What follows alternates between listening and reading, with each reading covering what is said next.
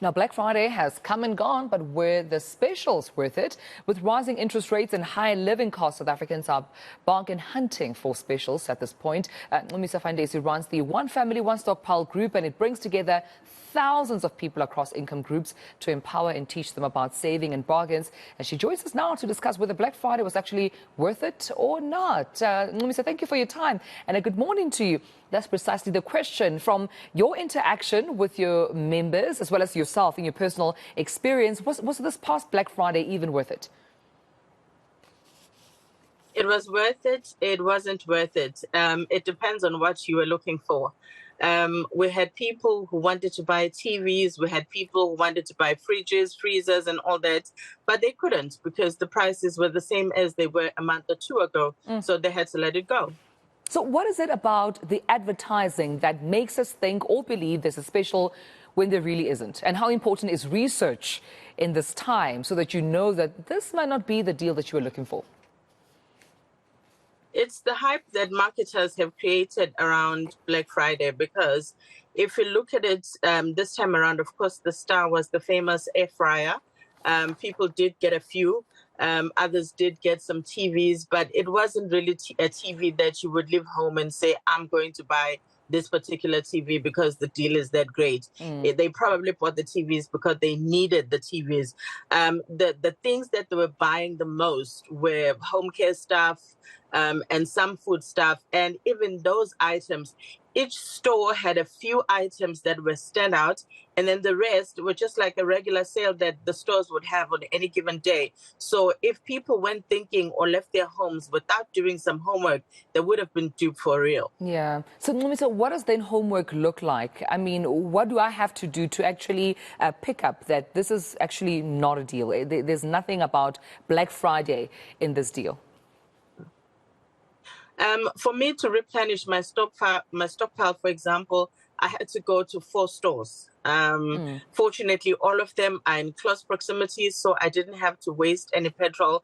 And another thing, I didn't go on the crazy day, which was the actual Friday. On Friday, I was at work like everyone else. But on Saturday, I woke up early in the morning because I wanted that special from Pick n Pay, the rice special from Pick n Pay. I also wanted the dishwashing liquid and a few other things from, I think I bought 4 things from Pick n Pay that were on special, and it was prices that I haven't seen since before COVID. And I know because, you know, I keep track of my prices. I had to go to Checkers for 2 items. I had to go to Take n Pay for 3 more items, and then I had to go home. But I saw people getting busy, and I thought, okay, maybe other people have their bonuses already and they're already buying for Christmas. But for me, it was worth it. It wasn't worth it. If I have to say, there's one company that did respect us as consumers and really gave us good deals. And we saw that because it translated in stores, and that would be Unilever. Almost all of their products that we wanted, we got at really good prices. So my assumption is that Unilever gave these stores decent prices, and in return, the stores could give us decent prices. Of course, not all the stores gave us the best price they could have given us. The only stores that did that was actually Pick n Pay. Right. So now that the Black Friday craze is over, we still have the festive season, right? Families are still trying to, get something for a good price for the festive season. Holidays are coming up. All the cousins are getting together. What would your advice be now that Black Friday is over, just in terms of buying food or even those home cares or whatever people want to get at this festive season period, but at a good price?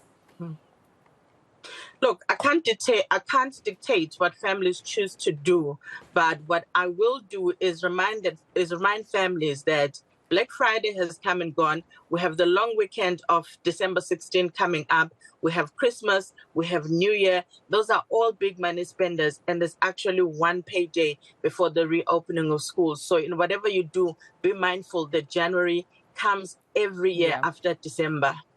That is so true. And I can't believe we have to constantly remind ourselves of this because of the January woes that are weighed in January, right? Yep. But also to make sure that we plan for the year ahead, because I know you're big on planning ahead so that your year also looks good, or your first 3 months of the year or 6 months. What steps can I take now so that my next year in terms of stockpiling on essentials that I need in my home, I've got them covered and I don't have to really spend a lot throughout 2023 on things that I could have stockpiled on previously? Okay, I'll use my example. Yeah. The budgets that I had set myself for Black Friday, I did not use all of it because obviously I didn't, find the deals good enough for me. But what I have done is my kids' registration for varsity is already paid. Her rent is already paid because she's at varsity in Bloemfontein. For the little one, her first month's school fees is already paid, her uniform is paid, her stationery is bought. So in January, it will be just another month for me and my family will be going on about life as per normal. So I have to ask you, is this has to do with affordability in terms of how much you earn, or planning and saving and planning ahead for all these? Yeah, because someone could say, what if she earns so much and she's able to do it in 1 month's salary? And I just wonder, was it that or just proper planning? They would have to speak to my daughter about that. She actually thinks I psycho plan, which is fine with me because at the end of the day, it gets things done. Yeah. Remember, we're at a time where all of us don't have this extra cash to play with. So it's important for us to do the important stuff as soon as we can because we don't know what's going to be happening. Right now, we've just had an interest rate that I was not expecting. So now I know that my life next year will be different. And right now, we literally are planning for the unknown. And like I said before, we have to err on the side of caution. Right. Because we know that the economic environment is what it is at the moment. And really, when we plan, we have to plan like we're still in COVID. Listen, you have just won yourself the 2022 South African Morning Show Gareth Ncumisa Planner of the Year Award, because I am so inspired, Ncumisa. I'm about to get my planning on check so I can be a better planner like you. But thank you so much for speaking to us. One family, one stockpile. Try to live 3 to 6 months ahead. Try to live 3 to 6 months ahead and you'll be fine.